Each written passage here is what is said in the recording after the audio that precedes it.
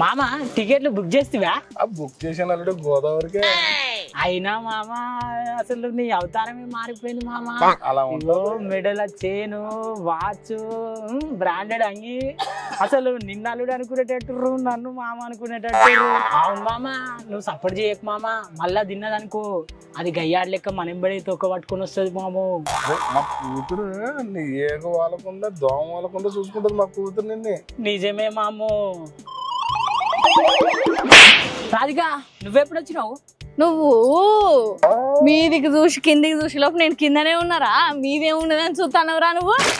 ఏం లేదు రాధిక, ఉత్తగానే చూస్తున్నాం అంతే కదా మామ. సరే గాని ఏమో తలిగిచ్చిర్రు, అద్దాలు పెట్టిండు, నువ్వు బ్యాగ్ తలిగిచ్చినావు, ఏడికి పోతారు మీరు? సంగతి ఏంది మీది?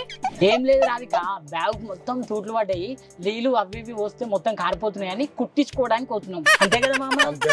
అరే ఓ సాయిల్గా అబద్ధం చెప్తే అతికినట్టు ఉండాలరా. ఇగో ఇప్పుడు మీరు నిజం చెప్పలేదు అనుకో, నేను మీ ఇద్దరి మీద మహిళా సంఘంలో కేసే పెడతా చూడు. మరి ఇంతదానికే కేసు పెడతావు? మేము ఆంధ్రప్రదేశ్ పోతున్నాం రాధిక. ఆహా, తిరుపతి వై గుండు కొట్టించుకుంటారు ఇద్దరు కలిసి? లేదు రాధిక, ఆంధ్రప్రదేశ్ లా సీఎం చంద్రబాబు సారు మస్తు డెవలప్ చేస్తున్నాడంట.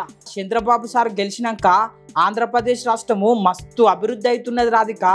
చంద్రబాబు సారు పెద్ద పెద్దోళ్ళతోని మీటింగ్ పెట్టి ఆంధ్రప్రదేశ్కు పెద్ద పెద్ద కంపెనీలు తీసుకొస్తుండు. నిన్నైతే ఏకంగా చంద్రబాబు సారు బిల్ గేట్స్నే కలిసిండు రాధిక.